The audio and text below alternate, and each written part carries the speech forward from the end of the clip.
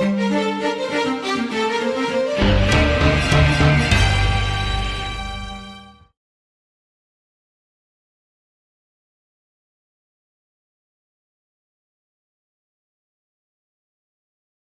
tardes a todos, a todas. Muchísimas gracias por acompañarnos esta tarde en que estamos pues, de plácemes por la visita de Jaime. Antes de hacer una presentación más formal, pues debo decir que Jaime es un amigo de hace ya muchos años. Los años pasan y las amistades se profundizan. Así es que para Flaxo México, para mí personalmente, para todos los que se dedican al estudio del desarrollo en la Flaxo y problemas vinculados al desarrollo, es un placer, un gusto tener hoy a Jaime entre nosotros. Jaime, que nos dará esta conferencia sobre instituciones y desarrollo, la nueva economía institucionalista y la teoría clásica del desarrollo. Es profesor de economía, titular C en la Universidad Nacional Autónoma de México. Hasta el año 2010 fue profesor de la Universidad de Notre Dame e investigador del Instituto Kellogg de Estudios Internacionales en esa universidad. Recientemente ha sido nombrado profesor emérito de la Universidad de Notre Dame. Cuenta con estudios de posgrado en Economía en la Universidad Nacional Autónoma de México y en la Universidad de Cambridge. Es miembro del Sistema Nacional de Investigadores nivel 3 y ha dirigido 10 tesis de doctorado en la Universidad de Notre Dame. Jaime se especializa en macroeconomía y economía del desarrollo con especial referencia a México y América Latina. Sus más recientes libros son The Oxford Handbook of Latin American Economics, editado en 2011 por Oxford University Press, en colaboración con José Antonio Ocampo. Development and Growth in the Mexican Economy, también publicado por Oxford University Press en 2009, en colaboración con Juan Carlos Moreno Brid, y publicado en español en el Fondo de Cultura, por el Fondo de Cultura Económica en el año siguiente, en el año 2010. Sus artículos han aparecido en el Cambridge Journal of Economics, World Development, Journal of Development Studies, the Manchester School of Economic and Social Studies, en el Trimestre Económico, en Desarrollo Económico y otros libros y revistas académicas. Ha sido consultor de varios organismos internacionales, de la CEPAL, del BID, del Banco Mundial y de diversos gobiernos. No debemos olvidar que Jaime fue en una etapa muy importante del Centro de Investigación y Docencia Económicas, cabeza del Departamento de Economía Mexicana y editor y director de la revista con el mismo nombre, que jugó y creo que sigue jugando un papel muy importante en el desarrollo económico de México y en el debate económico-político que este desarrollo suscita. Pues le doy la más cordial bienvenida. Repito una vez más que estamos muy contentos de tenerlo aquí y gracias por aceptar la invitación, Jaime, y te doy ahora la palabra para tu conferencia. Muchas gracias, Paco, y las gracias son para ti. Realmente es un placer poder estar con ustedes y muy honrado me siento por esta invitación.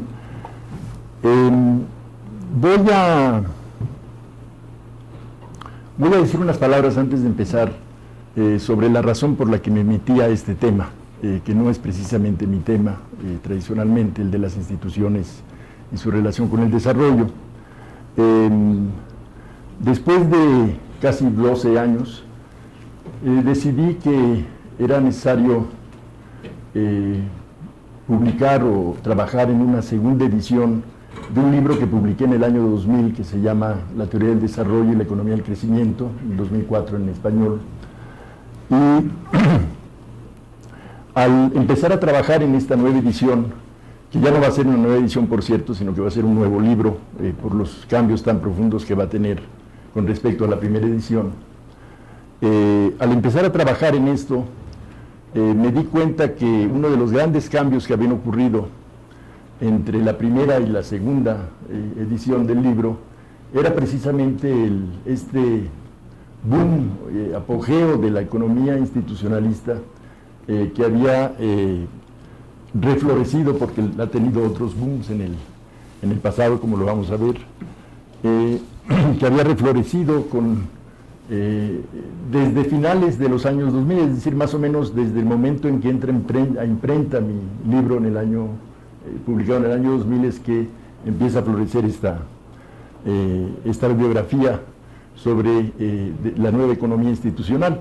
De manera que el libro publicado en el 2000 no menciona para nada esta bibliografía, porque prácticamente no existía, y en cambio sí va a tener que ser, por la naturaleza misma de los cambios que se han producido en la disciplina, en el campo que estoy tratando, va a tener que ser un tema importante en el nuevo libro. De ahí viene este interés y de ahí viene lo que les voy a contar, digamos, hoy en día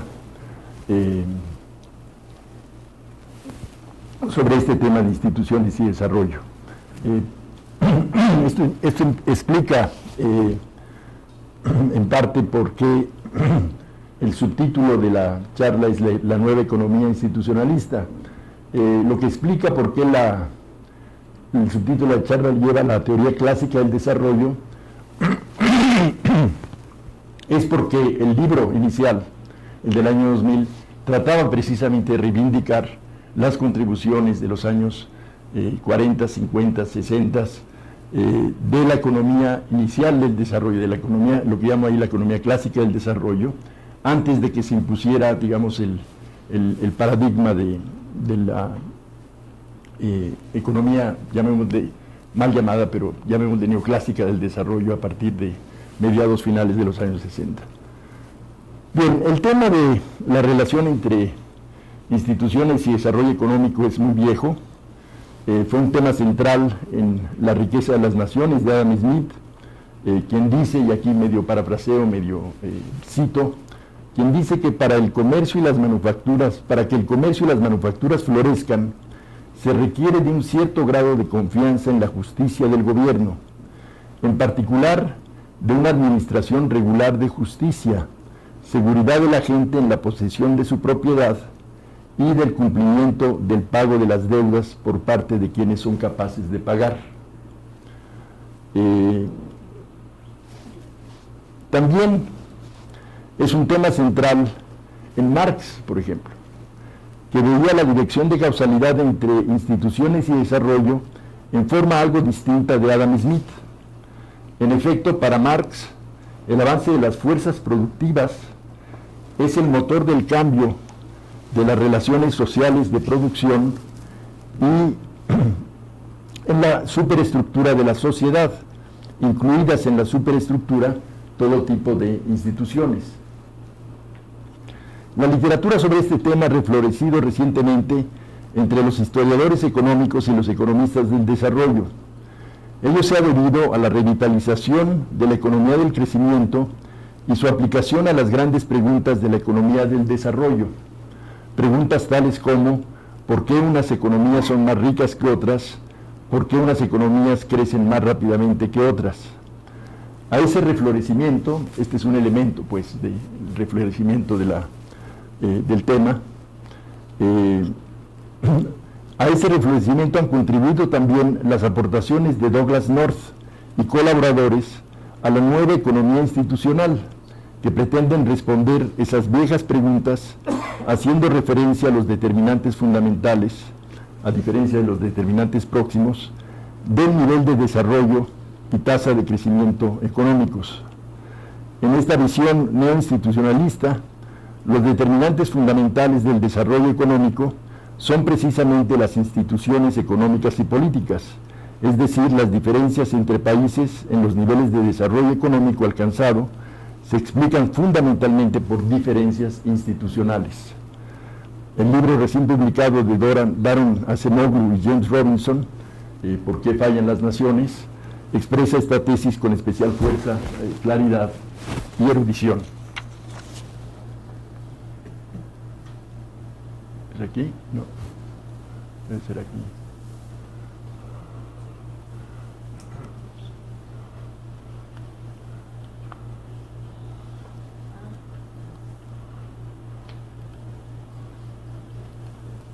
No, ahí está. Ahí está. ¿Cómo lo hiciste? Es clic en la... Del lado izquierdo. Con en la flechita de Ok. de ahí abajo. A ver si lo voy a saber hacer. Vamos. Yo le hago, yo te ayudo. Bueno, dicho esto, lo que quiero hacer es hacer una breve mención de los principales estudios recientes en la literatura neoinstitucionalista o la nueva economía institucional, mencionar y discutir en detalle después las dos hipótesis que están presentes en esta literatura, la hipótesis del Estado de Derecho y la hipótesis de la mano invisible, y finalmente discutir algunos problemas empíricos con la evidencia que se ofrece a favor de cada una de estas dos hipótesis, y luego concluir.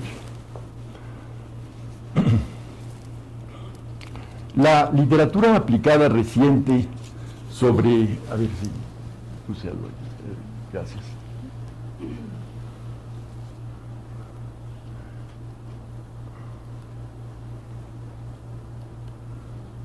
Eso es. Empiezo con los principales estudios recientes y las dos hipótesis que están presentes en esta literatura. La literatura aplicada reciente sobre instituciones y desarrollo incluye por ahora ya varias docenas, si no es que casi centenas de trabajos. Empezó a fines de los 80 y creció exponencialmente a partir de los primeros años 2000. Entre las contribuciones más influyentes están el artículo de Holly Jones, Robert Holly, Charles Jones, en el Quarterly Journal of Economics del 99, los trabajos de Acemoglu, Johnson y Robinson, sobre todo los del 2001 y 2002, de los que hablaré más adelante, el trabajo de Easterly y Levine, que también está en el enfoque institucionalista, Roderick, con sus colaboradores, Subramanian y Trevi, que también está en la hipótesis institucionalista en esta etapa al menos, y la de Gleiser y otros colaboradores que critica más bien la hipótesis institucionalista. Y desde luego ya mencioné a Acemoglu y Robinson, el libro del 2012, que es como la obra magna, digamos, de esa corriente neoinstitucionalista.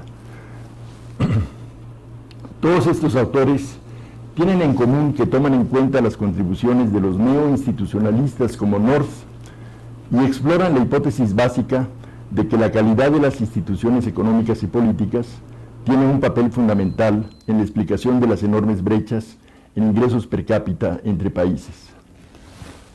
Citando a North y tomando el riesgo de expropiación como la medida fundamental de la calidad institucional, inversamente relacionado desde luego, Acemoglu, Johnson y Robinson, en el 2001, expresan la hipótesis institucionalista como sigue, cito: países con mejores instituciones, entre comillas, derechos de propiedad más seguros y menos distorsiones de políticas, invertirán más en capital físico y humano y usarán estos factores más eficientemente para alcanzar un mayor nivel de ingreso. Y, repito, están citando a North, o parafraseando a North y Thomas.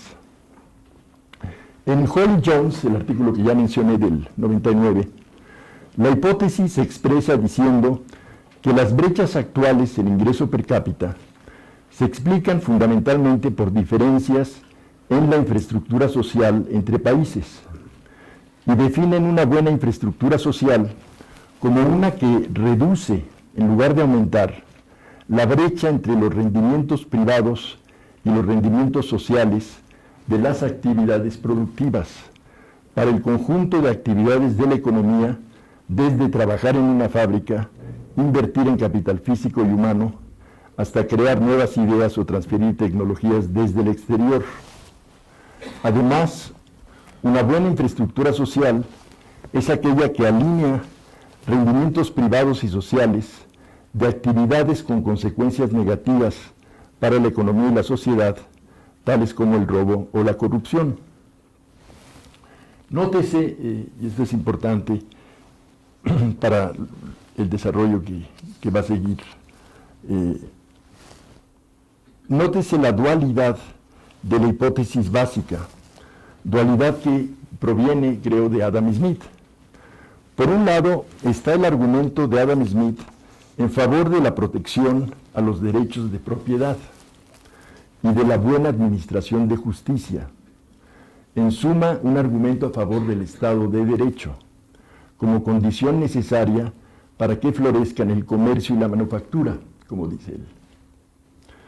Pero este argumento viene acompañado de otro, de la idea de que la mejor infraestructura social es la que otorga la mayor libertad económica a los individuos. Y esta es otra hipótesis, que también está en Smith, es la hipótesis de la mano invisible. Esto es lo que creo que Hall y Jones quieren decir con alinear los rendimientos sociales con los privados, es decir, que el Estado, vía impuestos y regulaciones, intervenga lo mínimo posible para que los agentes privados puedan apropiarse al máximo de sus rendimientos sociales. Las principales contribuciones a la bibliografía sobre este tema aportan evidencia empírica a favor de una u otra o ambas de estas hipótesis. Toman la forma de regresiones de corte transversal entre países en las que los niveles o las tasas de crecimiento del ingreso per cápita se correlacionan con variables institucionales y de política que reflejan una o ambas hipótesis, además de otros posibles determinantes de los niveles de ingreso y tasas de crecimiento. Y en lo que sigue voy, como ya lo mencioné, a discutir la evidencia empírica que se ofrece en esta literatura aplicada sobre instituciones y desarrollo y la base teórica en la que descansa. Empecemos con, la hipótesis del Estado de Derecho, una de las dos que ya mencioné. Ya funciona esto, perfecto, perfecto, gracias.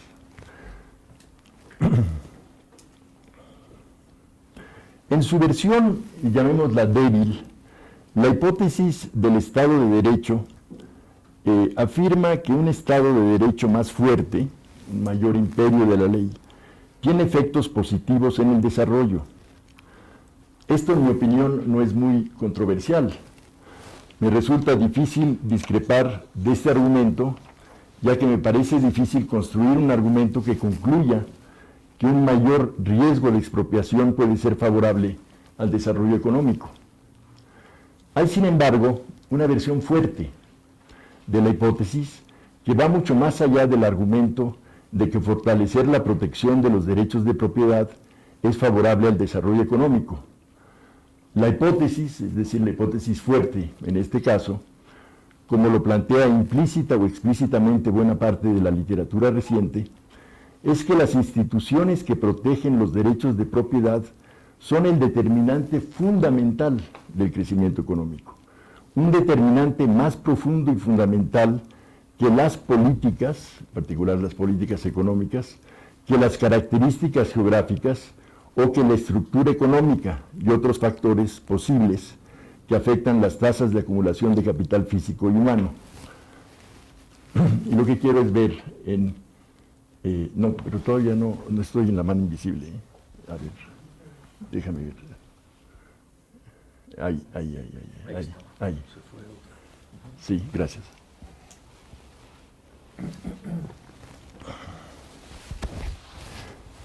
Veamos en detalle cada una de las dos versiones de la hipótesis del Estado de Derecho.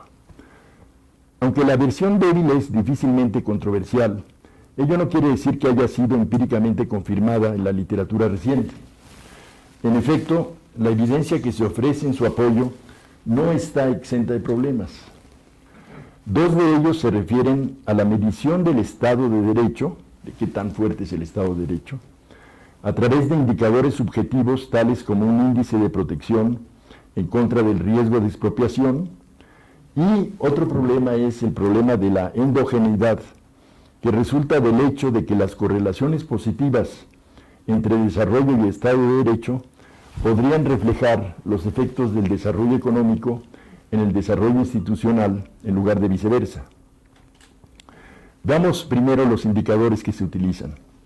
Los indicadores más usados de protección a los derechos de propiedad, porque hay varias fuentes de este tipo de indicadores, los más usados en los trabajos que cité al menos, son los de la International Country Risk Guide, construida por una agencia privada de Political Risk Services, que es una empresa que se especializa en proveer asesoría sobre riesgos a inversionistas internacionales y que tiene la serie más larga, yéndose hacia atrás en el tiempo, sobre estos indicadores.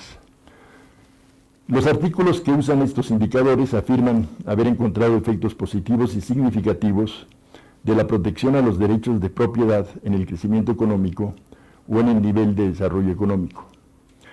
Un primer problema con el uso de estos indicadores es que no reflejan realmente las instituciones que restringen al gobierno a preservar y proteger los derechos de propiedad.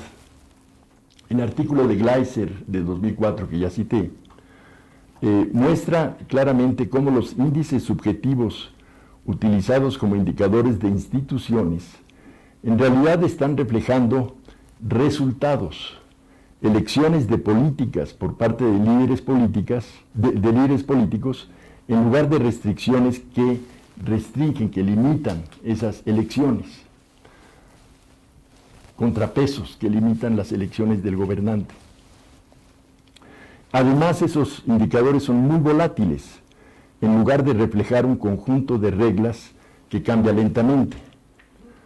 Y esto contrasta precisamente con la definición de instituciones de North, que enfatiza las restricciones al comportamiento, incluido las restricciones al gobierno, más que las elecciones de políticas, y además subraya la permanencia de esas reglas y normas. Además, esos indicadores están muy débilmente relacionados con las pocas medidas disponibles de restricciones constitucionales sobre el gobierno y reflejan más bien evaluaciones subjetivas que están influenciadas por el desempeño del país, el económico del país. Un segundo problema se refiere a la endogeneidad de las instituciones. ¿Son altos niveles de desarrollo el resultado de los efectos de buenas instituciones sobre el desarrollo enfatizados por Adam Smith y el nuevo institucionalismo contemporáneo? ¿O tienen los países ricos buenas instituciones debido a la dependencia del desarrollo institucional con respecto al progreso económico? Si bien la hipótesis básica de la literatura reciente es que la causalidad va de calidad institucional a desarrollo, varios científicos sociales en el presente y en el pasado han sostenido que las instituciones y la calidad institucional están afectadas por el desarrollo económico. Por ejemplo, como ya lo mencioné, el cambio institucional y el papel de las instituciones en el desarrollo es un tema central en Marx, que vio, sin embargo, la dirección de causalidad entre instituciones y desarrollo de una forma distinta a la de Adam Smith. En la ciencia política, la llamada hipótesis de Lipset, plantea un argumento similar con respecto a las instituciones políticas. Hay varias razones para esta dirección de causalidad. Una mayor riqueza y acervo de capital humano puede generar demandas por instituciones de mayor calidad, tales como instituciones políticas con mayor transparencia y rendición de cuentas, como en la hipótesis de Lipset.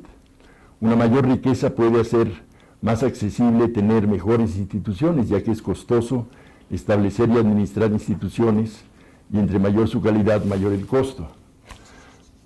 Además, como lo nota Ha-Joon Chang en un artículo del 2011, el desarrollo económico genera nuevos agentes del cambio que demandan cambios institucionales. Un ejemplo es la emergencia del estado de bienestar con el fortalecimiento de la clase obrera a finales del siglo XIX y principios del XX.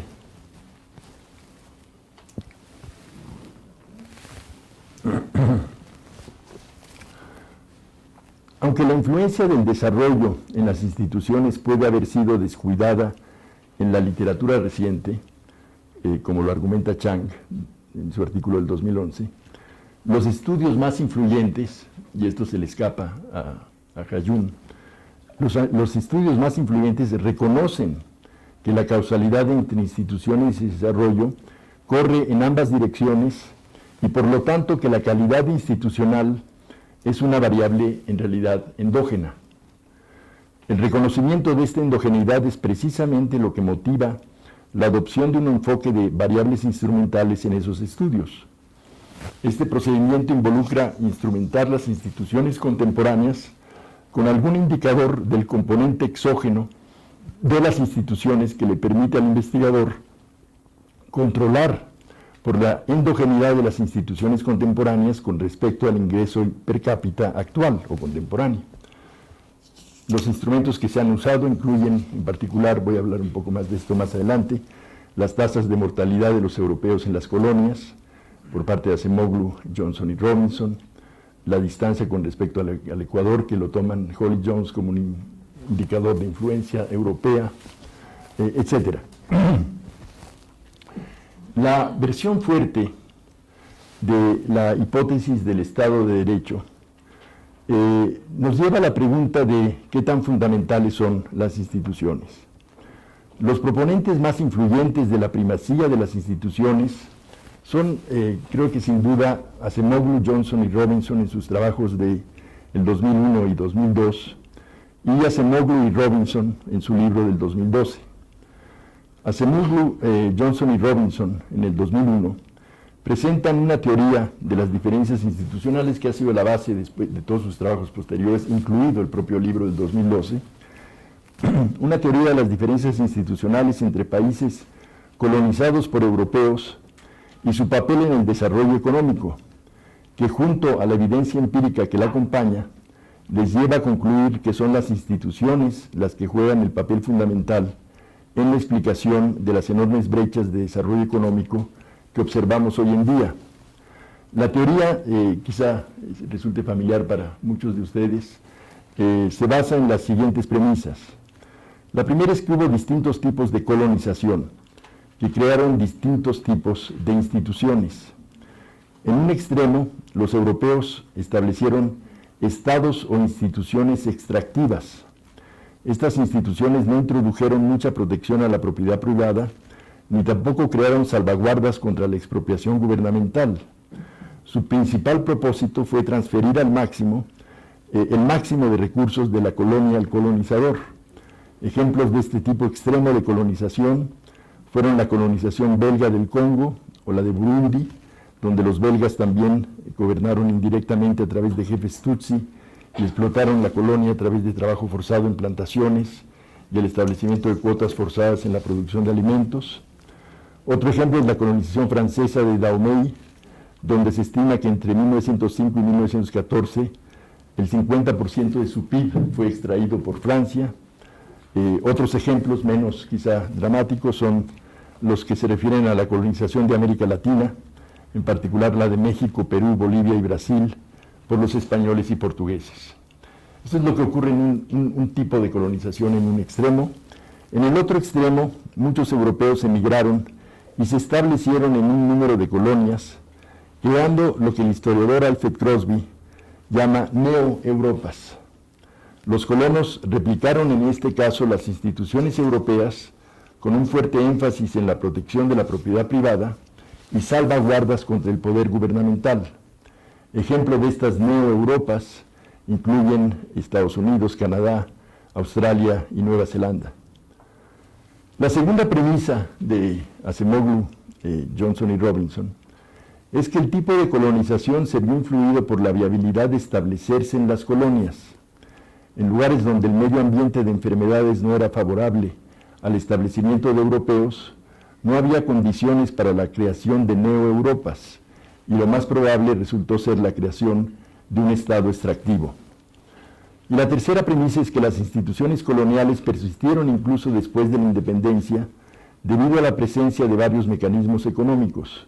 Por ejemplo, las nuevas élites heredaron instituciones extractivas que con frecuencia prefirieron explotar las instituciones existentes para su propio beneficio, en lugar de incurrir los costos de introducir mejores instituciones.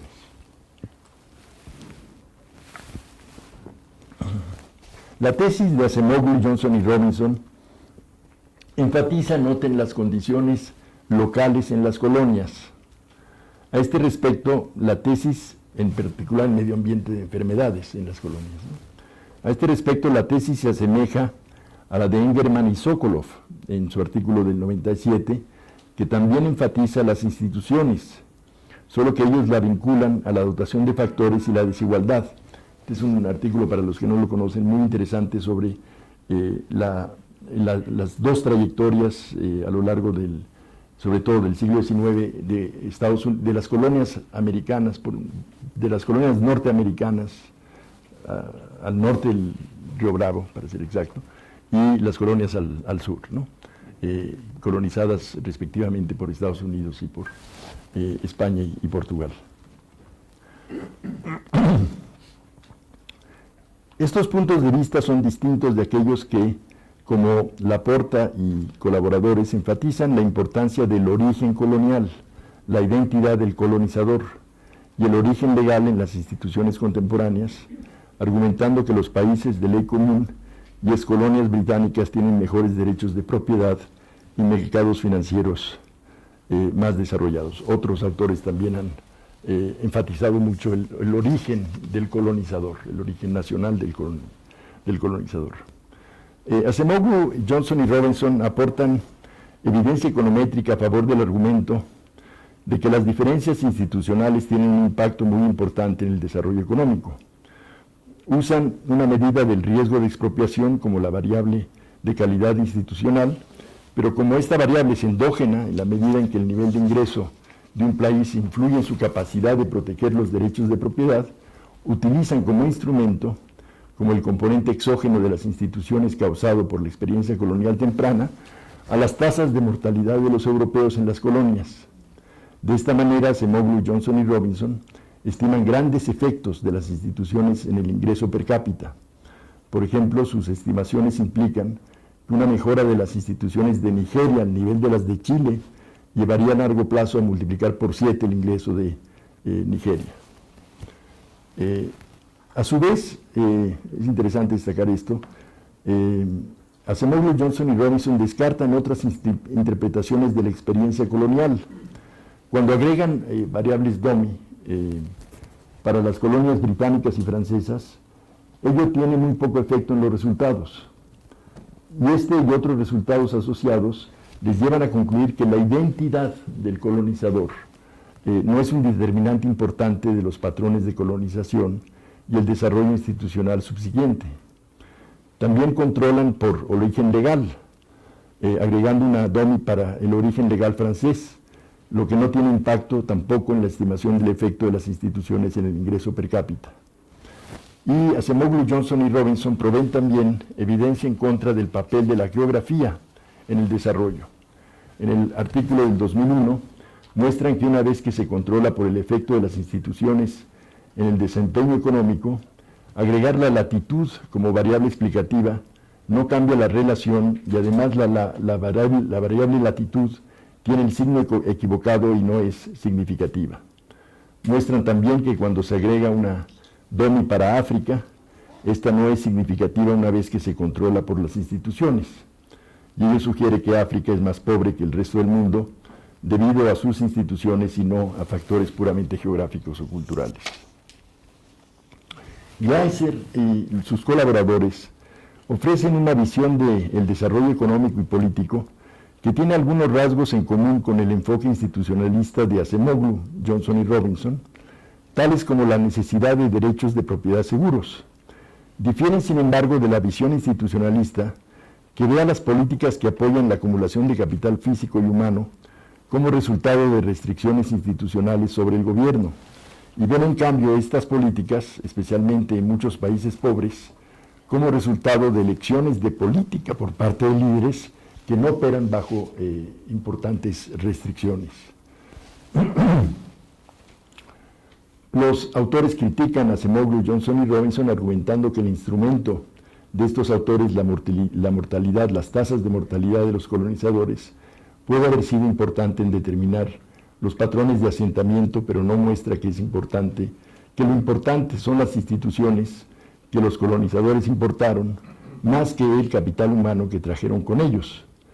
Más específicamente argumentan que los resultados de Acemoglu, Johnson y Robinson no establecen un rol para las instituciones. Concluyen que puede ser menos provechoso buscar los factores profundos que explican el desarrollo económico que buscar políticas que favorecen la acumulación de capital humano y físico. Quiero terminar esta discusión de los hallazgos de Acemoglu, Johnson y Robinson mencionando un trabajo que, según entiendo, va a publicar el American Economic Review próximamente, trabajo de un joven investigador Alboui, A-L-B-O-U-Y, que ha generado serias dudas sobre la validez de los hallazgos de Acemoglu, Johnson y Robinson. Este autor hace dos planteamientos. Primero es que a más de la mitad de los países en la muestra de Acemoglu, Johnson y Robinson le fueron asignadas tasas de mortalidad basadas en conjeturas, basadas a su vez en fundamentos muy débiles y en ocasiones llanamente inapropiados, sobre qué países tienen un medio ambiente de enfermedades similar. En segundo lugar, cuando las conjeturas sobre las tasas de mortalidad son eliminadas de la muestra, es decir, cuando las estimaciones están basadas en conjeturas, la relación entre el riesgo de expropiación y las tasas de mortalidad se debilita sustancialmente, haciendo que las estimaciones del efecto del riesgo de expropiación en el ingreso per cápita no sean confiables. Aquí, ¿verdad? Paso ahora a la segunda hipótesis, la hipótesis de la mano invisible, que puede refrasearse diciendo que la liberalización económica es siempre y en todas partes buena para el crecimiento. Antes de revisar la evidencia, vale la pena mencionar que hay por lo menos tres problemas teóricos interrelacionados con esta hipótesis. Un primer problema es que la hipótesis de la mano invisible carece en realidad de fundamentos teóricos sólidos. Sabemos, gracias a la teoría económica, en particular a las contribuciones a la teoría del equilibrio general competitivo y a la economía del bienestar, que las condiciones necesarias para que la mano invisible, es decir, el libre mercado, genere un equilibrio general único, que es además un óptimo de Pareto, son extraordinariamente restrictivas. Y ello plantea la pregunta de qué debemos entender exactamente por buenas instituciones favorables al crecimiento.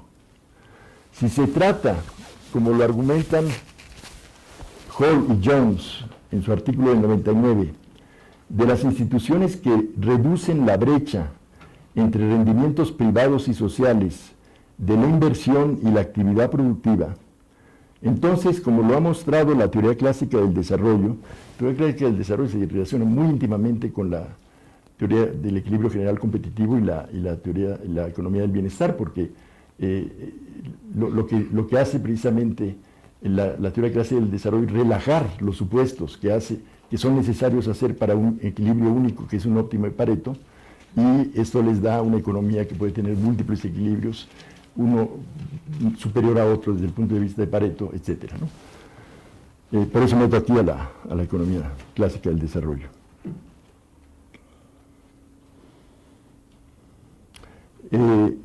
Repito, si se trata, como lo argumentan Hall y Jones, de las instituciones que reducen la brecha entre rendimientos privados y sociales de la inversión y la actividad productiva, entonces, como lo ha mostrado la teoría clásica del desarrollo, las mejores instituciones no son necesariamente las de libre mercado, sino las que involucran al Estado en superar fallas de coordinación y fomentar las actividades con externalidades positivas. Cuando como resultado de esas fallas y externalidades existen equilibrios múltiples y trampas de pobreza, las instituciones estatales que tienen como propósito interferir en la actividad económica pueden ser fundamentales para explicar por qué algunos países se desarrollan y otros no lo hacen.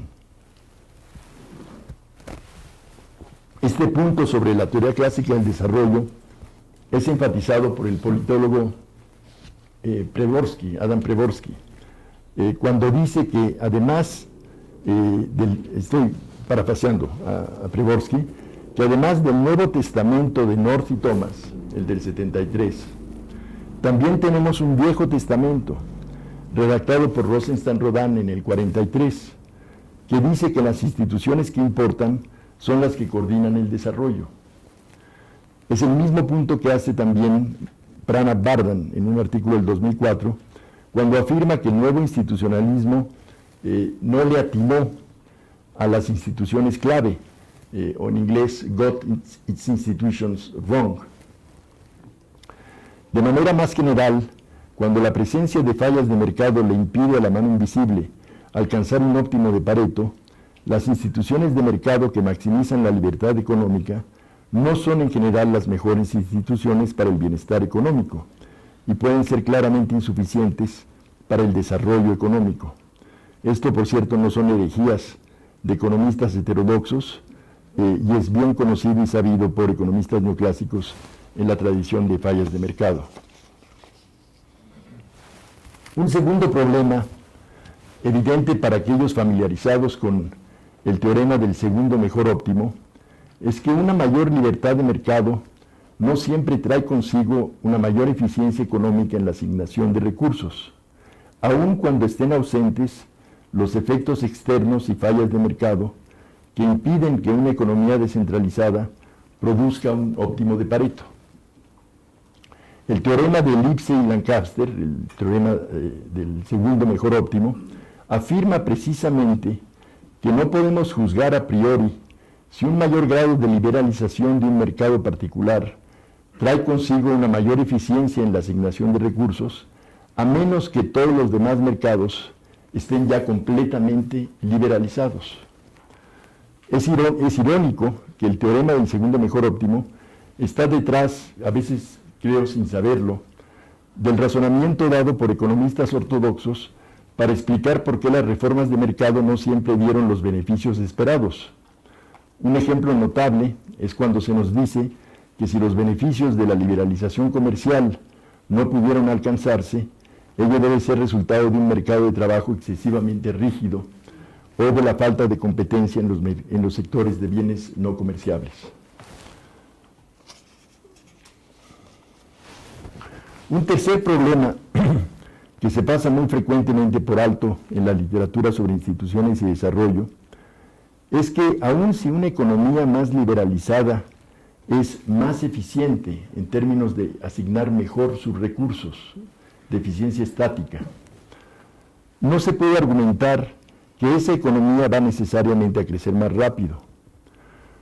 Una mayor eficiencia en la asignación de recursos no trae necesariamente consigo mayor crecimiento, o lo que es bueno para la eficiencia en la asignación de recursos y lo que es bueno para el crecimiento económico no siempre necesariamente coinciden. Lo que es crucial para el crecimiento es la tasa de retorno a la acumulación de factores y a las mejoras de productividad, la tasa de retorno a las mejoras de productividad. Y una mayor eficiencia en la asignación de recursos no trae necesariamente consigo esas mayores tasas de retorno. Digamos, ante la duda, es mejor una asignación más eficiente de recursos, sin duda alguna, que una menos eficiente. Pero hay circunstancias especiales, sin duda, en donde una menor eficiencia en la asignación de recursos puede ser favorable al crecimiento. Y les doy dos ejemplos para ilustrar este punto. El argumento de la industria naciente ilustra cómo restricciones al libre comercio que implican pérdidas estáticas de eficiencia pueden ser favorables al crecimiento a largo plazo al promover el desarrollo de nuevas industrias en las que la economía tendrá en el futuro una ventaja comparativa. La protección de la industria naciente es favorable al crecimiento precisamente porque eleva la tasa de retorno a la acumulación de capital en actividades donde la productividad crece endógenamente con el producto y la inversión. Bajo libre comercio, la tasa de retorno en estas industrias sería tan baja que estas actividades no se desarrollarían. Un segundo ejemplo es la teoría de la innovación tecnológica de Schumpeter, que ilustra cómo un alto grado de competencia que favorece la eficiencia en la asignación de recursos puede inhibir el crecimiento al frenar el progreso técnico.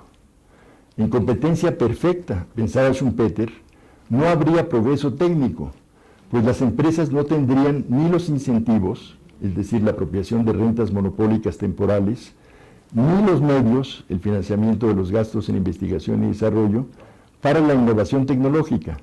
En palabras de Schumpeter, la introducción, estoy citando aquí a Schumpeter, la introducción de nuevos métodos de producción y nuevos bienes es difícilmente concebible con la competencia perfecta y perfectamente pronta competencia. Y ello significa que la mayor parte de lo que llamamos progreso económico es incompatible con ella. De hecho, la competencia perfecta se suspende y siempre se ha suspendido temporalmente cada vez que algo nuevo es introducido. Aquí, ¿verdad?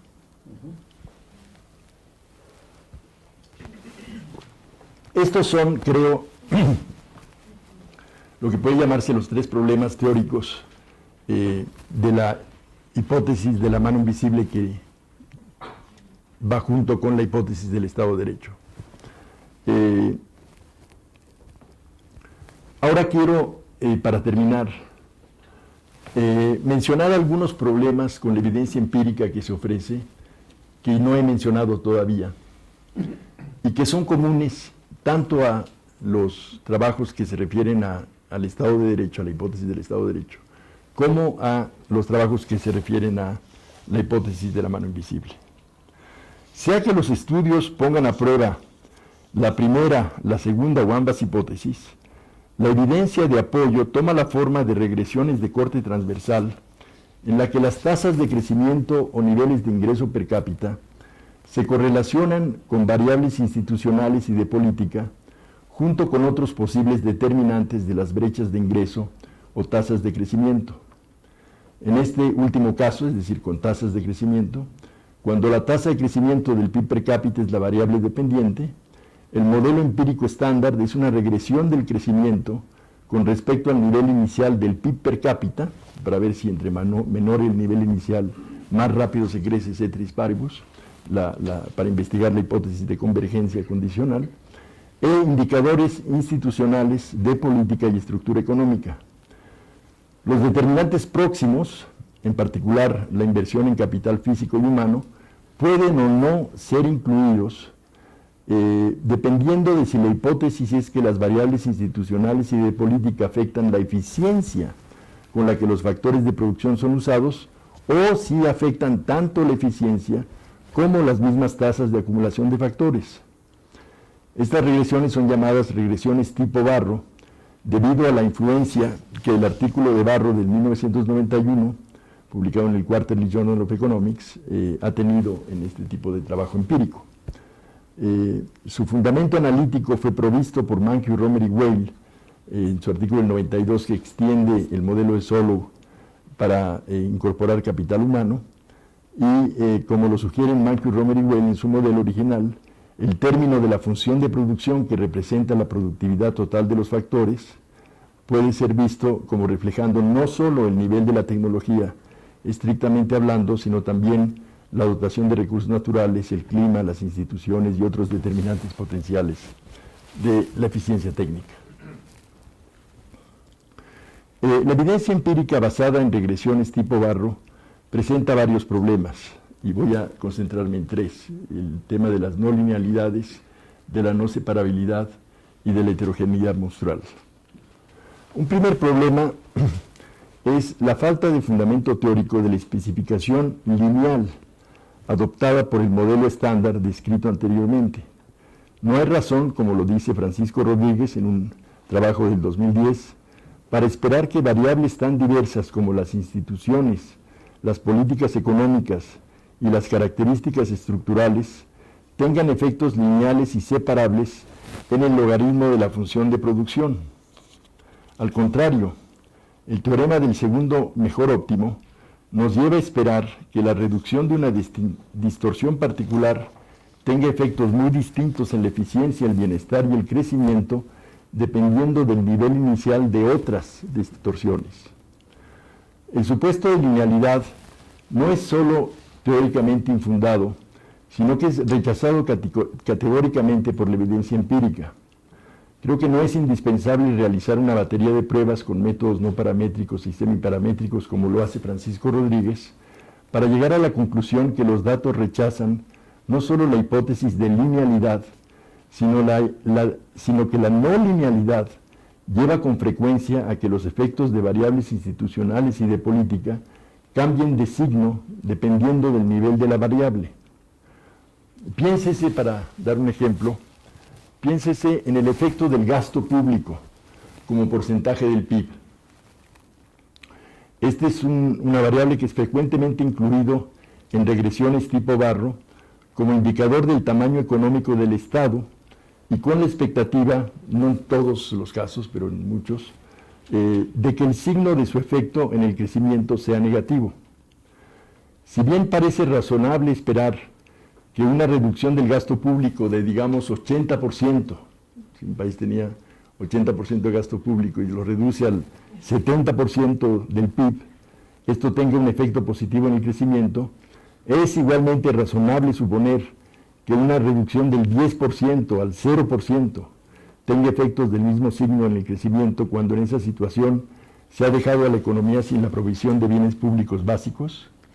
Si se está de acuerdo en que el nivel óptimo para el crecimiento del gasto público no es cero, se está aceptando que su efecto es no lineal y cambia de signo. Lo mismo sucede con los efectos de la inflación en el crecimiento económico. Una inflación igual a cero puede no ser óptima para el crecimiento económico, como se ha planteado con frecuencia en la literatura sobre el tema. Otro ejemplo es el de la distribución el efecto de la distribución del ingreso en el crecimiento. Si el valor óptimo del coeficiente de Gini de la concentración del ingreso no es ni 0 ni 1, entonces es claro que el efecto de la desigualdad en la distribución del ingreso sobre el crecimiento es no lineal y cambia de signo. Lo mismo se aplica a la política comercial. Cabe esperar en todas las circunstancias que sea cero el nivel óptimo de los aranceles a la importación, o piénsese en los efectos de la protección a los derechos de propiedad intelectual. Como lo argumenta Chang Hajun, este es un ejemplo de una institución que en una cierta dosis promueve el crecimiento, pero puede dañar el crecimiento en una dosis mayor. Un cierto grado de protección a los derechos de propiedad intelectual puede ser absolutamente necesario para que haya crecimiento, pero un muy alto grado de protección puede reducirlo, por eso las patentes no son infinitas, ¿no?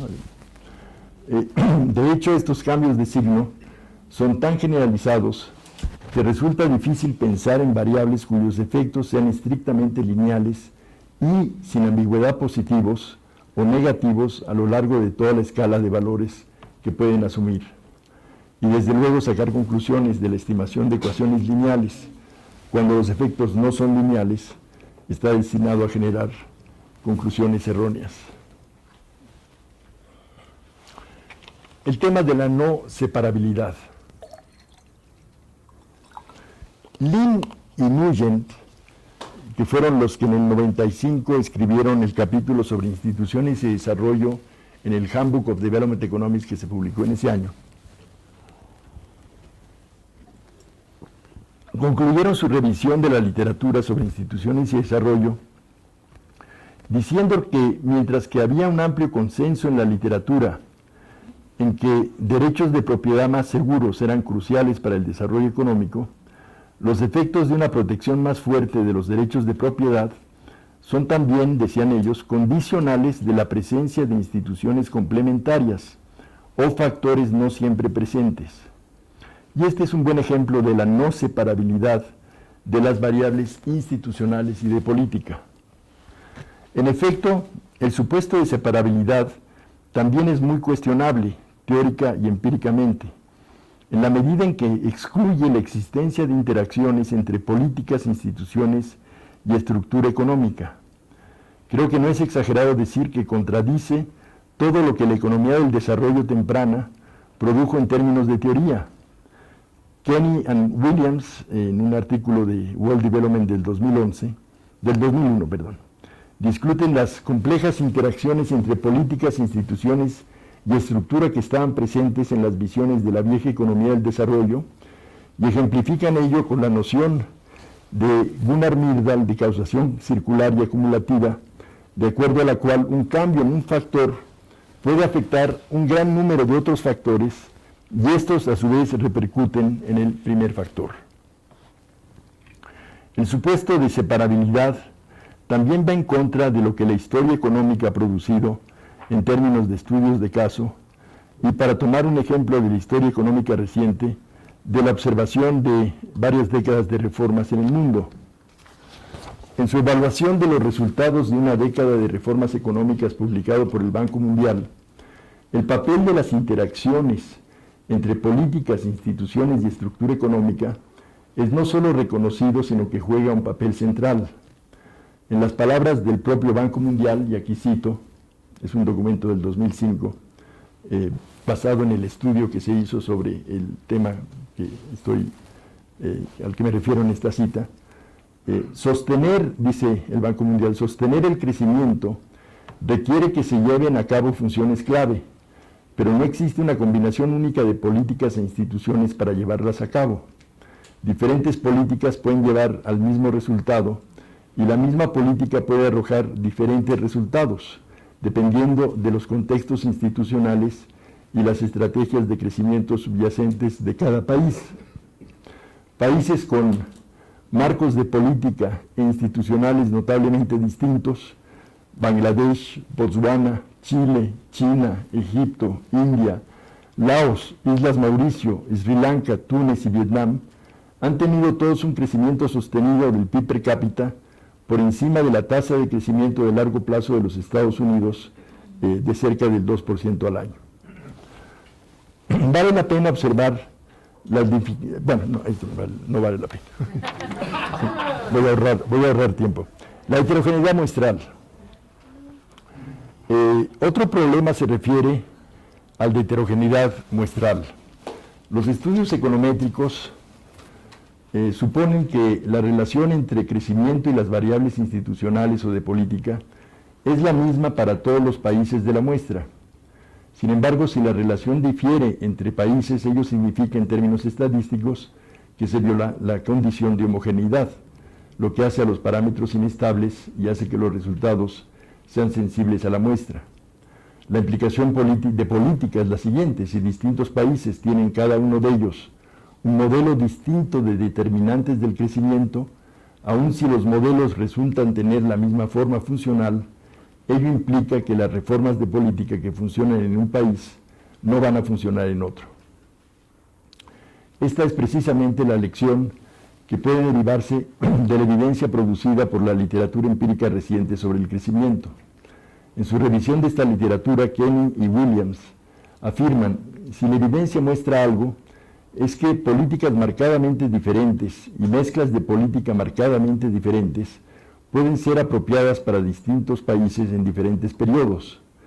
Y más adelante añaden: la falla universal en producir relaciones robustas y seguras de causalidad, predichas por modelos, sugiere un problema mayor que una debilidad de la metodología estadística.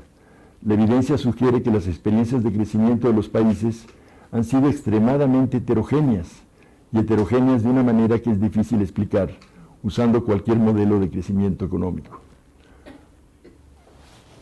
El problema de la heterogeneidad muestral es tan serio para varios autores que estos han optado por rechazar los estudios de corte transversal como un ejercicio fútil. Este es el caso, por ejemplo, de Bhagwati y Srinivasan.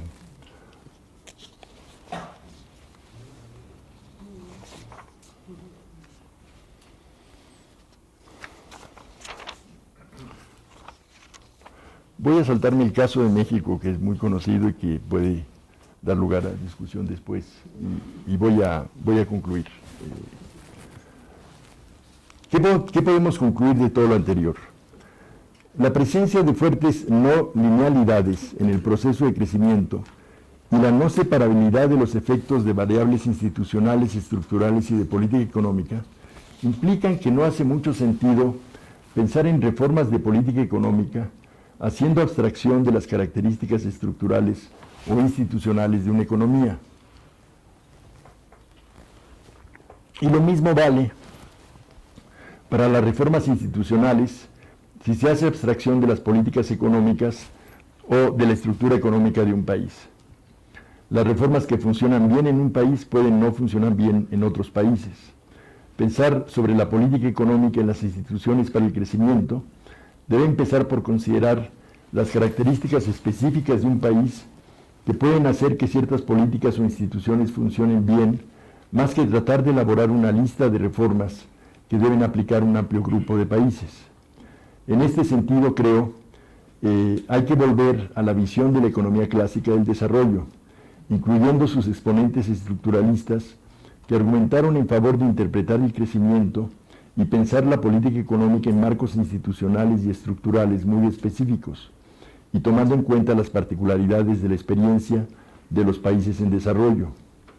En la visión de los clásicos de la economía del desarrollo, estos enfatizaron las fallas de mercado y problemas de coordinación que pueden mantener a una economía en una trampa de pobreza o en sendas de lento crecimiento, en trayectorias de lento crecimiento. Y está claro, enfatizo, que después de décadas de experiencia, estos clásicos de la economía del desarrollo subestimaron las potenciales fallas de gobierno que pueden surgir en el intento por corregir esas fallas de mercado y problemas de coordinación. Pero esto no me parece una buena razón para echar el agua sucia fuera de la bañera junto con el bebé.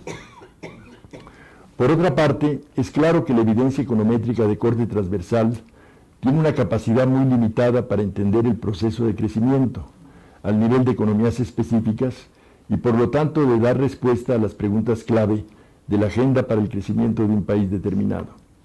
Ello significa que se requiere de una amplia gama de métodos para dar cuenta del proceso de crecimiento. Ya mencioné la evidencia de series, no la mencioné, esto es lo que iba a mencionar, la evidencia de series de tiempo de tipo macroeconómico para países específicos. Con esto quiero decir simplemente que la evidencia que se da sobre modelos de crecimiento, explicaciones del crecimiento, se refiere a evidencia de corte transversal para distintos países, pero un poco énfasis se ha puesto en las series de tiempo, en el análisis, en poner a prueba esas hipótesis, por ejemplo, pero con series de tiempo para un país en particular. Los análisis históricos, la evidencia de series de tiempo de tipo macroeconómico para países específicos es uno de los métodos que hay que retomar. Los análisis histórico-institucionales pueden ayudarnos a entender los complejos vínculos entre las alianzas políticas y el diseño de políticas económicas. Lo más necesario es quizá lo más raro de todo, los intentos serios por poner juntas las distintas piezas del rompecabezas del crecimiento económico de un país. Muchas gracias.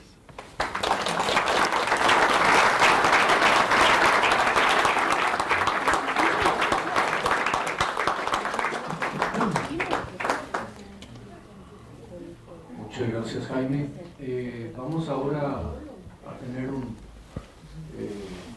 rato de preguntas y respuestas. Sugiero que lo hagamos de 3 en 3 para que la recoja el conferencista y después, si hay lugar, abrimos una serie de 3 adicional. Y así sucesivamente hasta que lleguemos al límite del tiempo. Entonces, pues, como veo, doy, dijo. Allá, por favor. Jaime, gracias por tu conferencia. Me parece que North explica o hace énfasis en que los cambios institucionales se van dando de manera muy compleja, lentamente y a partir de la participación de distintos agentes privados, políticos, y que es un proceso largo, y que en ese proceso largo, y me parece que así lo entendí, hay en realidad una retroalimentación, ¿no?, de la parte real, digamos, a la superestructura, por utilizar el concepto marxiano, ¿no? Y en ese sentido, pareciera ser que más bien esta retroalimentación, pues hay no necesariamente una endogeneidad, sino que se van cambiando los papeles. Y que esto puede requerir mucho tiempo para irse logrando, ¿no? De otra parte, a mí me gustaría conocer tu opinión, por ejemplo, sobre algunos casos en los que sí pareciera no haber endogeneidad, como el caso de Singapur. Asimov y Robinson hacen un gran énfasis en la necesidad de un Estado fuerte que garantice las reglas del juego, ¿no? Y probablemente un caso raro es Singapur, ¿no? En ese sentido. Bueno, en esta primera yo lo dejaría aquí. Sí, allá atrás, por favor. Muy buenas tardes. Me gustaría saber su opinión, señor doctor, si los avances institucionales de países altamente desarrollados y que conquistan o someten a otras naciones o economías no son fácilmente implantados en esas naciones conquistadas, o son los aspectos culturales, como es el caso mexicano, que es muy especial con sus actores políticos, que no permiten este avance o desarrollo económico, no crecimiento, sino a desarrollo económico. Muchas gracias. Por favor, aquí adelante. Sí, bueno, es muy interesante la revisión de la literatura sobre el Estado extractivo y la Nueva Europa. Yo creo que hunde sus raíces ahí la diferencia institucional entre América Latina y otras formas de colonización que hubo. Esto quiere decir que la institucionalidad que se ha construido en México y en América Latina es significativamente diferente a la otra institucionalidad. Por lo tanto, el esfuerzo de reflexión teórica y de diseño de políticas e instituciones es muy significativamente diferente. Entonces, estamos en el país ahorita frente a un problema de una lista de reformas y una lista de recomendaciones para hacer las reformas, lo cual es un gran dilema a la luz de esta revisión bibliográfica, de esta revisión de esta literatura tan significativa. También recuerdo el trabajo de Grossman y Hellman sobre el misterio del crecimiento, donde dice precisamente que el problema está en que las instituciones tienen tal variedad de características, de perfiles, que los resultados que arrojan son muy diferentes. Entonces, y dada la experiencia que tú tienes en la revisión de esta bibliografía, ¿cuál es tu visión, en términos esquemáticos, sobre el problema del cambio institucional mexicano en este doble paradigma fundado en estados extractivos, poco protectores de la propiedad, frente a los otros estados que fueron neoeuropeos, como los llamaste? Gracias. Jaime, por favor. Primera ronda.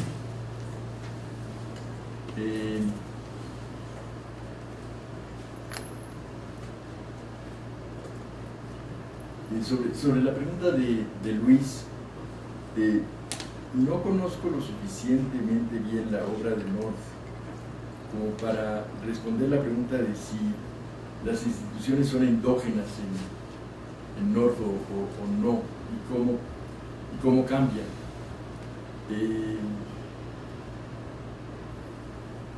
Lo que sí puedo decir es que en los neoinstitucionalistas que se basan en North, en los trabajos más influyentes por lo menos, y los mejor hechos, los más sólidos en términos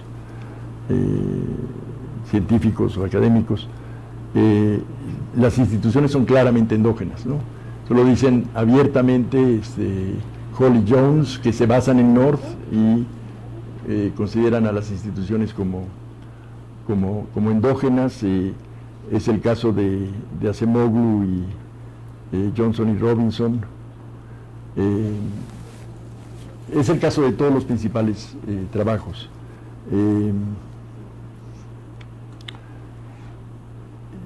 Sobre tu comentario sobre Singapur, yo como entiendo no me acuerdo aunque leí todo el libro reciente de Acemoglu y Robinson, no recuerdo que hagan un comentario sobre Singapur. Seguramente sí lo tienen, como tú lo mencionas, pero Yo creo que ellos más que enfatizar un Estado fuerte a la Singapur, que finalmente es un Estado no democrático, es más bien un Estado centralizado políticamente.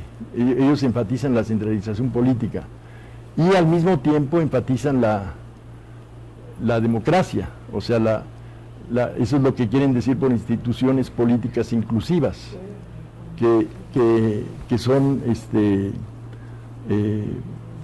países democráticos y por lo tanto creo que ellos enfatizan por un lado la centralización política y por otra parte los contrapesos que trae consigo la democracia. En ese sentido, Singapur no sería un muy buen ejemplo de lo que ellos llaman instituciones políticas inclusivas, ¿no? La segunda intervención, la verdad, paso porque no entendí muy bien la pregunta, sobre la visión del cambio institucional de México.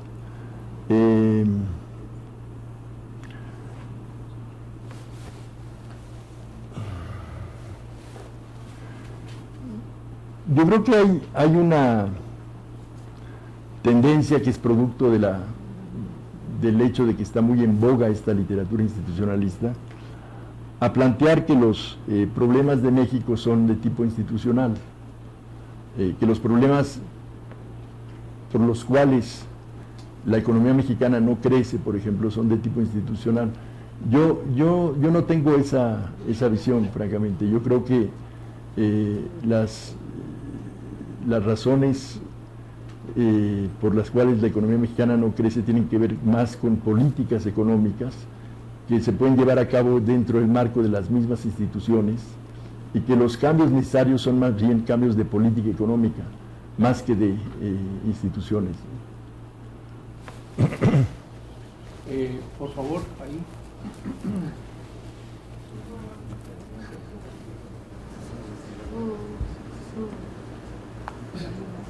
Muchas gracias, buenas tardes. Mi nombre es Gerardo Leiva y mi pregunta es en torno al problema que él planteó sobre la heterogeneidad muestral. Y la pregunta en específico es ¿cuál es su posición en lo personal respecto a la relevancia de este problema para el estudio del desarrollo económico, si es que debemos tomar y tirar a la basura todo lo que se ha hecho a partir de análisis de corte de entre países, dado este problema, hasta dónde considera que es un asunto relevante y cómo sugiere que lo manejemos para el estudio del desarrollo? Gracias. Por favor, aquí. Bueno, a partir del concepto de institución no como el conjunto de las reglas formales e informales que regulan el comportamiento del individuo dentro de la sociedad, o como él dice más claramente, las reglas del juego, y bueno, dada la importancia que está adquiriendo la economía institucional, bueno, reflejado también en la importancia que le ha dado los organismos internacionales como el Banco Mundial o el Fondo Monetario, ¿cuáles serían los problemas a los que nos enfrentaríamos respecto al cambio institucional, tomando en consideración el contexto en el que se desarrolla en nuestro país, ¿no? Todas aquellas variables como la corrupción, la misma cultura que ya habían mencionado, y si existen en México algunos estudios sobre institucionalidad.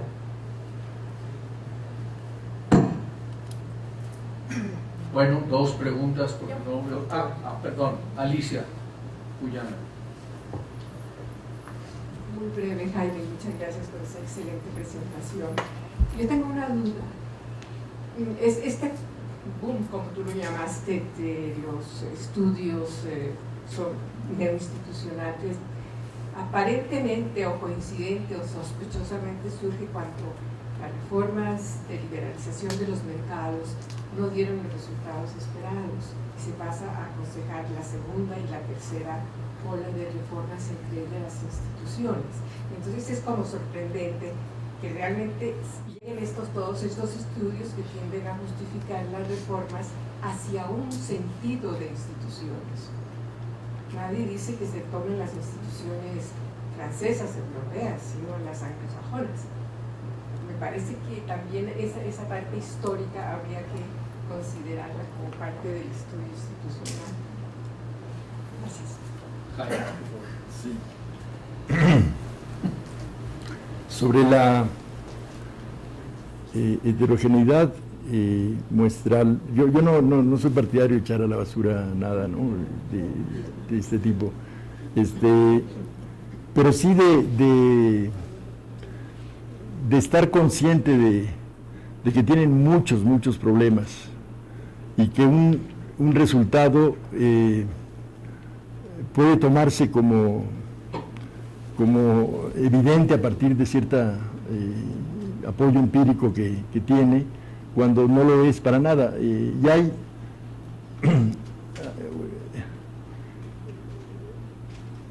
o sea, la propia econometría ayuda a desmistificar la econometría, ¿sí? Y voy a lo siguiente, o sea, tomo como ejemplo dos ejemplos de esto que estoy diciendo. Uno, hacia principios de los años 2000, todo el mundo pensaba, o casi todo el mundo pensaba entre los economistas que se ocupaban del tema, que la liberalización del comercio exterior, que el grado de apertura de una economía, medida como fuera, con barreras arancelarias, no arancelarias, o la participación de las importaciones y exportaciones en el PIB, era definitivamente bueno, esa mayor apertura económica era definitivamente bueno para el desarrollo, el nivel de desarrollo y para la tasa de crecimiento de una economía. Francisco Rodríguez y Dani Rodrik agarraron en el 2001 los principales, los más influyentes de todos estos trabajos, ¿sí? el de Sachs, por ejemplo, el de Edwards, etcétera, y los desmenuzaron y los hicieron papilla, pero papilla, o sea, básicamente no quedó nada de toda esa evidencia que se suponía demostraba la superioridad de las políticas en todos los casos y en cualquier circunstancia de las políticas liberales de comercio exterior, ¿sí? El otro ejemplo que tengo en mente es lo que le está pasando a Acemoglu ahora con este trabajo de este chico que se metió a los datos a fondo y encontró con que sin las conjeturas a partir de las cuales se conjeturó una cierta información, los resultados de Acemoglu, Johnson y Robinson no se sostienen, ¿no? Entonces,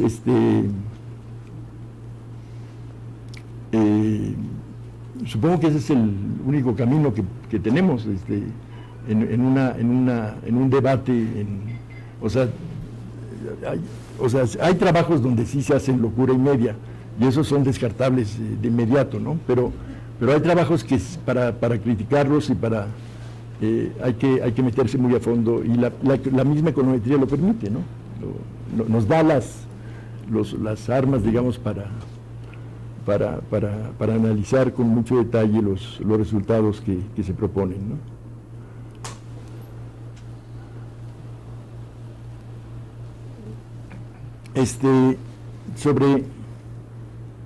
No me acuerdo bien, sobre la institucionalidad en México, o sea,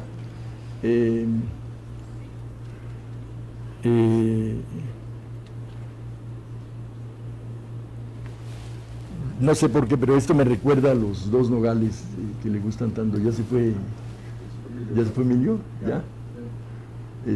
Que le gustan tanto a Emilio Campo.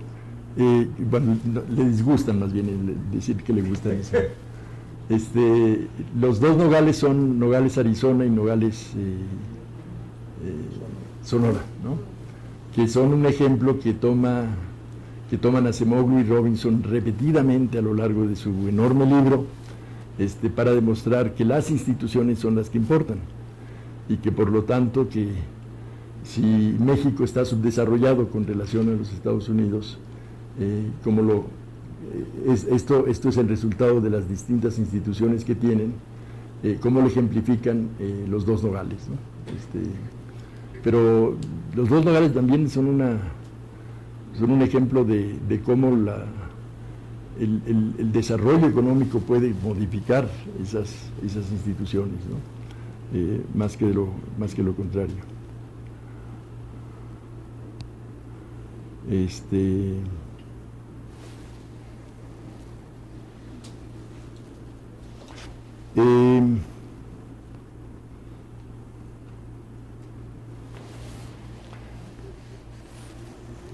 Alicia, es que aquí lo que quería decir, Jan, pero ya no me acuerdo si responde a tu inquietud. Es un poco lo mismo que... Recuérdame brevemente tu punto. Como que sorprendentemente todo este boom de estudios Sí. Ah, sí, ya. La necesidad de la sí. segunda o tercera Sí, ola de reformas. es muy chistoso porque vinieron la primera ola de reformas de mercado y entonces no funcionaron lo bien que se esperaba, y entonces es como venir a decir, ay, es que se nos olvidó el teorema del segundo mejor óptimo, ¿no? Tenemos que liberalizar todo ahora sí para llegar al éxito, ¿no? Y ahí entran un poquito este tema de las... pero es ideología. Pero las instituciones... perdón. Pero creo que el énfasis en las instituciones también tiene una buena razón de ser, digamos, que es el hecho de que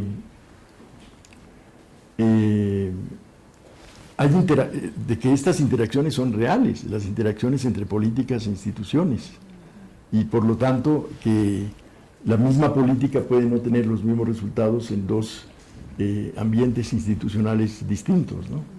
Que es el punto que hacen ellos, bueno, y que se puede hacer en crítica a mucha de la evidencia empírica que aportan los neoinstitucionalistas, ¿no? Sobre todo la hipótesis de la mano invisible, yo diría. Bueno, última ronda de 3. 1. Primero felicitarlo porque plantea una teoría y plantea sus pros y sus contras, ¿no? Que pocos investigadores son así, ¿no? Muchos son muy casados con una teoría, ¿no? Y mi pregunta va más en el sentido de el argumento débil que defiende esta teoría, que se plantea mucho en relación a lo que es la propiedad privada, que es a través del índice de expropiación que tienen los países, ¿no? Yo creo que todos los países tienen un índice de expropiación, y esto va a lo mejor muy ligado con la inversión extranjera, ¿no? A lo mejor veremos probablemente que Argentina ya se va a avicinar a la crisis por todos los problemas que tiene, si tomamos en cuenta este índice, pero a lo mejor el índice de lo que se quiere medir del Estado de Derecho, esta teoría, la hipótesis del Estado de Derecho, probablemente se pudiera medir mejor, que tiene que ver con la propiedad privada, no tanto con un índice de expropiación, sino a lo mejor con otras variables que son igualmente relevantes, como la propiedad intelectual, la corrupción, el derecho a la vida, ¿no? Que tienen que ver con los asesinatos y secuestros, y la libertad de la prensa y cumplimiento de las leyes, ¿no? Probablemente si se incorporaran todas estas variables, sería una mejor medida de Estado de Derecho, ¿no? Que nada más el simple índice de expropiación. Bueno, esa sería la pregunta. Gracias. José del Tronco, por favor. Sí, buenas tardes, doctor. Gracias por la excelente conferencia. Mi pregunta son dos en una. La primera es si, dadas las limitaciones que tienen los análisis transversales, como usted lo demostró, es posible hablar de un desarrollo latinoamericano, y en ese sentido, ¿cuáles serían las condiciones o los patrones o los factores comunes que permitirían hablar de ese desarrollo latinoamericano? Porque da la sensación, por lo menos los estudios muestran, que las coyunturas históricas en las que los países de América Latina han crecido sostenidamente han sido similares, ¿no? Es decir, han sido simultáneas para los países. Entonces, ¿qué reflexión nos podría regalar al respecto? Gracias. Última pregunta. No hay, es decir, no se rifan los 64.000. Última. Jaime, sobre la importancia de la tasa de retorno. la inversión y de la innovación y la productividad, ¿no? ¿No sería también uno de los determinantes la tasa de retorno o función de la tasa de retorno, todos estos elementos que se mencionaban, ¿no? Como un Estado de Derecho, en ese sentido mucho más amplio, para que se dé, ¿no? Y en ese sentido, pues se redime un poco la parte institucional, porque yo me quedo con la impresión de que a lo mejor no es tan importante, ¿no? Jaime. Voy a empezar con esta última porque se vincula muy estrechamente con la primera. Y sobre si hay, la primera es sobre si hay otros índices que se hayan utilizado en este tipo de análisis y a qué conclusión se llega a partir de estos índices con respecto a la hipótesis del Estado de Derecho. Bueno, muy rápidamente, hay muchísimos índices, aparte del índice de protección al riesgo de expropiación, hay índices de corrupción, hay cantidad de trabajos con cualquier cantidad de índices que se puedan imaginar vinculados con Estado de Derecho, ¿no? Corrupción, índice de expropiación, ¿qué más? Funcionamiento de la policía, protección de derechos, de propiedad, aparte del índice de expropiación, en fin, hay una multitud y luego se combinan también esos índices para hacer un índice del Estado de Derecho. O sea, recuerden lo que dije al principio, o sea, la hipótesis del Estado de Derecho es muy razonable. Lo que quise hacer, quizá no me expliqué bien, es ver esta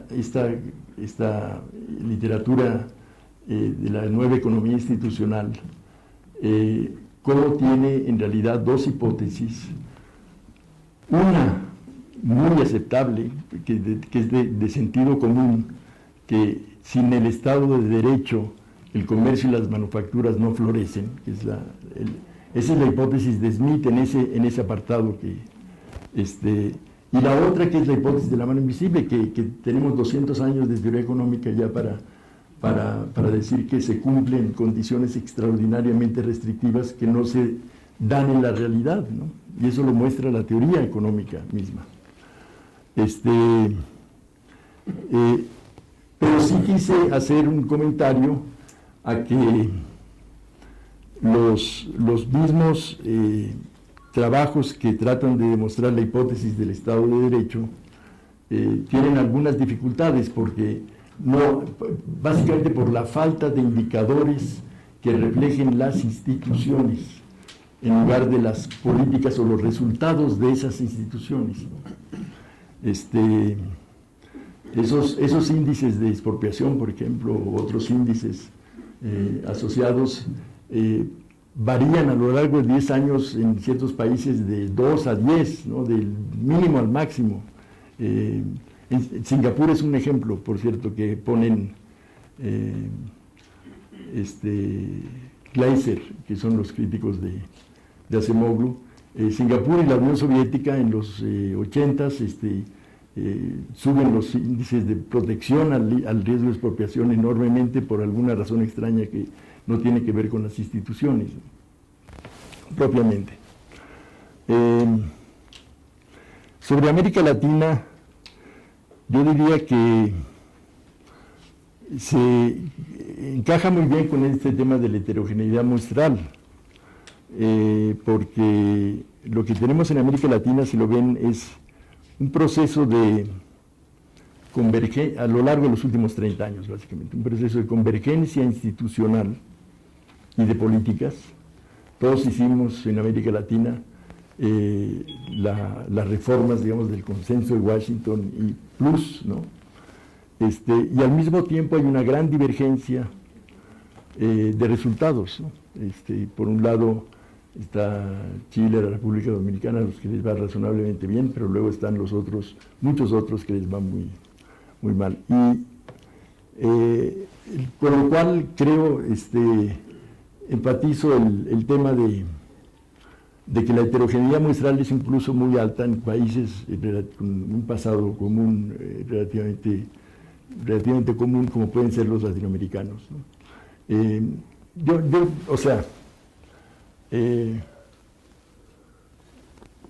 Estas críticas a los supuestos de linealidad, separabilidad y heterogeneidad muestral no son tanto críticas que pretendan rechazar o echar a la basura todos estos trabajos, pero mostrar los límites que claramente tienen estos trabajos y dar espacio a otros métodos de investigación que son igual o tanto o más válidos para los temas que está abordando esta econometría de corte transversal, ¿no? Como pueden ser los estudios de series de tiempo de regiones o de países, como pueden ser historias político-institucionales, etcétera, etcétera, ¿no?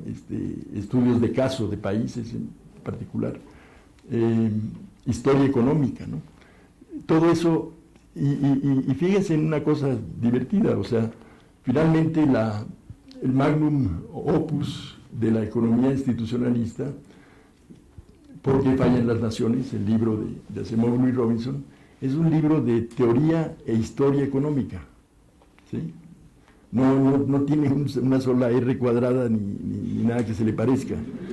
Es un libro de historia y de teoría económica, y va a ser el libro más exitoso en su campo. Lo van a ver.